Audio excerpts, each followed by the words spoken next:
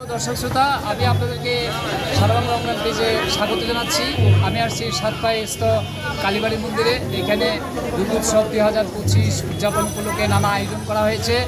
আমি সরাসরি আপনাদেরকে দেখাচ্ছি যে কীভাবে কিরকম পরিমাণ ভক্তের ঢল নামে প্রতি বছর এখানে দুর্গোৎসব উপলক্ষে তার একটা দেখাচ্ছি আমি সরাসরি। নেত্রকোনা কালী মন্দির বলতে যা বোঝায় তা কিন্তু আমরা যেখানে দাঁড়িয়ে আছি সেই সাতপাই রোডের সর্বমঙ্গলা কালী মন্দিরকে বোঝায়। একসময় জেলা শহরের নাম জড়িত ছিল, কালীগঞ্জ ছিল। এই মন্দিরের ঐতিহ্য অনুসারেই এর নাম ছিল কালীগঞ্জ। আপনারা দেখতে পাচ্ছেন যে অগণিত ভক্ত আসছেন দেবী দুর্গার রাঙাচরণে আশীর্বাদ প্রার্থনায়। আমরা এখন কথা বলবো যে আপনি এই দুর্গোৎসবে এসে কালী মন্দিরে এসে আপনার কেমন লাগছে? খুবই ভালো লাগছে।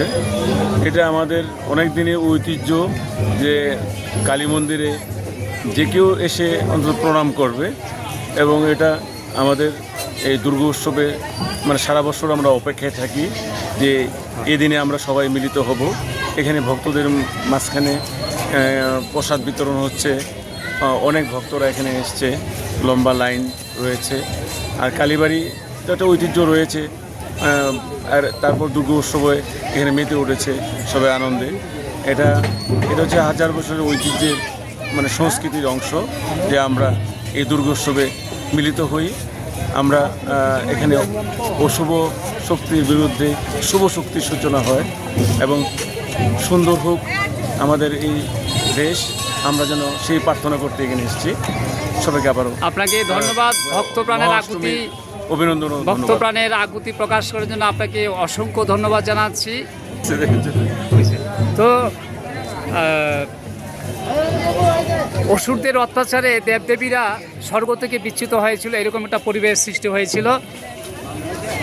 পরবর্তীতে দেবজ্যোতি থেকে আবির্ভূত হয়েছিলেন অসুর বিনাশিনী শ্রী শ্রী দুর্গা। তিনি মহিষাসুরকে বধ করেছিলেন এবং দেবদেবীরা পুনর্বাসিত হয়েছিল পুনরায় দেবলোকে। আমরা সেই বিষ্ণুধাম থেকে পৃথিবীতে আসি, জন্ম নেই।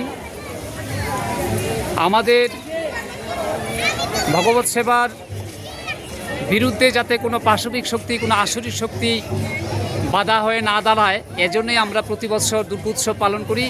এবছরও আমরা দুর্গোৎসব 2025 উদযাপন করছি। আমি কথা বলেছি জেলা পূজা উদযাপন কমিটির নেতৃবৃন্দের সাথে। তারা আমাকে জানিয়েছেন যে গ্রাম থেকে শহর পর্যন্ত প্রত্যেকটা মণ্ডপে এবং মন্দিরে দুর্গোৎসব 2025 সুষ্ঠুভাবে উদযাপন করার জন্য প্রস্তুতি ইতিমধ্যে সম্পন্ন হয়েছে। কথা বলেছি জেলা পুলিশ সুপারের সাথে। তিনি জানিয়েছেন যে নেত্রকোনা জেলার সীমান্ত এলাকা দুর্গাপুর এবং কলমাকান্দায় বিজিবির অবস্থান রয়েছে। যদিও আজ অষ্টমী পূজা, সেই মহা অষ্টমী পূজা পর্যন্ত কোনো অপ্রীতিকর ঘটনা ঘটে নাই। তো এখন আমরা কথা বলবো একজন ভক্তের সাথে। তিনি তার অনুভূতি এখন প্রকাশ করবেন। সবাইকে শারদীয় শুভেচ্ছা জানাচ্ছি।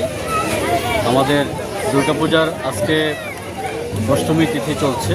মহা অষ্টমী তিথিতে সবাই স্বতঃস্ফূর্তভাবে পূজা অংশগ্রহণ করছে, এবং আমি যেটা মনে করি যে আমাদের ধর্মের যে দেবী দুর্গার যে প্রতীকী, সেটা আমাদের সবারই জানা দরকার। আমাদের ধর্মের চর্চার প্রয়োজন আছে। আসলে এখানে দেবী দুর্গার যে প্রতীকী সেই 10টি হাত, এবং সেই সাথে লক্ষ্মী দেবী, সরস্বতী দেবী, গণেশ এবং কার্তিক, তাদের যে অবস্থানগুলো এক একটি প্রতীক প্রকাশ করে, সেই জন্য সেগুলো আমাদের জানা প্রয়োজন। এবং আমাদের প্রত্যেকটি পরিবারে সুখ শান্তি আনয়ন করার জন্য যে আসলে যে বাপের বাড়িতে মানে আসে এবং সেখানে এসে একটা সুখময় পরিবেশ তৈরি হয়, সেই সুখময় পরিবেশ যেন আমাদের প্রতিটি পরিবারও তৈরি হয়। দেখা গেছে যে আপনার ভাই অর্থনৈতিকভাবে দুর্বল কিংবা বোন দুর্বল, তো যেখানে যে যারা সবল তাদের উচিত তাদেরকে মানে কিছু উপটোকন দেওয়া, যাতে তারাও একটু খুশি থাকে, সবাই সম্মিলিতভাবে যেন আনন্দ উল্লাসটা করতে পারে, সেই অনুভূতিকে আমাদের থাকতে হবে। এবং এটা একটি ঐতিহ্য এটা এই আমাদের অন্যান্য ধর্মাবলম্বীরাও এটা উপভোগ করে যে এই সনাতন সমাজের এই সনাতনীরা যে দুর্গাপূজা করে। তবে সেখানে আমার একটি মানে অপশান থাকবে, সেটা হচ্ছে যে আমাদের যে কোনোভাবেই এই আমরা যে ডিজে গান দিই সেগুলো যে বন্ধ থাকে এবং নাচানাচিগুলোর মধ্যেও যাতে শালীনতা বজায় থাকে। আমরা ধর্মীয় উৎসব করছি, সেখানে কোনো অধর্মীয় কার্যক্রম যেন এখানে মানে করা না হয়। যারা ধর্মীয় কমিটি আছেন সেই কমিটি সজাগ থাকবেন যে, এবং আপনার প্রতিবেশী যারা আছে সমাজের সকল ধর্মের মানুষরা, যেমন হিন্দু ছাড়া অন্যান্য যারা আছে, তাদেরকে সহযোগিতা নিয়ে যাতে কোনো প্রকার প্রীতিকর ঘটনা না ঘটে, সেই ঐক্যের মাধ্যমে আমাদের এই দেশটাকে এগিয়ে নিয়ে যাবে। আমাদের বাংলাদেশের যে একটা ঐতিহ্য আছে যে মানে হিন্দু মুসলিম সবাই একসাথে মানে একটা সাম্প্রদায়িক সম্প্রীতির মাধ্যমে এটা করে, সেটা আমাদের জানতে হবে। আমাদের অল্প কিছু সংখ্যক দুষ্কৃতি থাকে, পরেই হচ্ছে অসুর। এই অসুর বিনাশের জন্য কিন্তু আসলে এই যে অসুর সহ আমাদের দেবী দুর্গার মানে আমাদের প্রতিকৃতি দেওয়া হয়, যা আসলে আমাদের মধ্যে মানুষের মধ্যে অসুর হচ্ছে, মানুষের মধ্যে অসুরত্ব হচ্ছে, সেগুলো আমাদের দূর করতে হবে। বাংলাদেশ সনাতন সমাজের পক্ষ থেকে আপনাদের সবাইকে শুভেচ্ছা জানাচ্ছি। আমরা অসংখ্য ধন্যবাদ আপনি আমাদের মিডিয়াতে আপনার মূল্যবান বক্তব্য তুলে ধরার জন্য। আমরা আবারও ফিরে আসছি সেই মন্দিরের পরিবেশ আপনাদেরকে দেখাচ্ছি যে প্রতি বছরের মতো এবারেও যদিও জনতার ঢল নেমেছে, কিন্তু গড় হিসাবে কিন্তু অন্যান্য বছরের তুলনায় এবছর নেত্রকোনায় আমি বলবো যে নেত্রকোনা জেলার বিভিন্ন উপজেলা গ্রাম শহরে ভক্তদের পরিমাণ কিন্তু অন্যান্য বছরের তুলনায় অনেকটাই কম। আর সেই কথাটা আমি আবারও আপনাদেরকে স্মরণ করিয়ে দিচ্ছি যে নেত্রকোনা জেলার যে সীমান্ত অঞ্চল দুর্গাপুর এবং কলমাকান্দায় বিজিবির টহল এখন পর্যন্ত রয়েছে। তবে আমি সেই বিজিবি কমান্ডারের সাথে কথা বলেছি, তিনি আমাকে জানিয়েছেন যে না, এখন পর্যন্ত কোনো অপ্রীতিকর ঘটনা ঘটে নাই। এটা আমাদের জন্য মঙ্গল এবং আমরা আশাবাদী বা ভক্তদের প্রত্যাশা যে কোনো প্রকার অপ্রীতিকর ঘটনা ছাড়াই দুর্গোৎসব 2025 সম্পন্ন হবে। সুপ্রিয় দর্শকবৃন্দ, আপনারা দেখতে পাচ্ছেন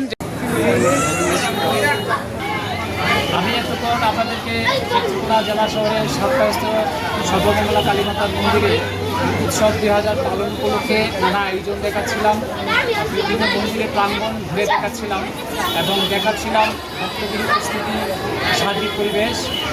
তো ষষ্ঠী থেকে দশমীতে দেবী দুর্গার প্রতিমা বিসর্জনের মধ্য দিয়ে প্রত্যেকটা অনুষ্ঠান সুষ্ঠু এবং সুশৃঙ্খলভাবে সম্পন্ন হবে এমনটাই প্রত্যাশা ভক্তমণ্ডলী, সনাতনী ভক্তমণ্ডলী, যে চন্দ্রদাস সারা বাংলা ছাড় পাই।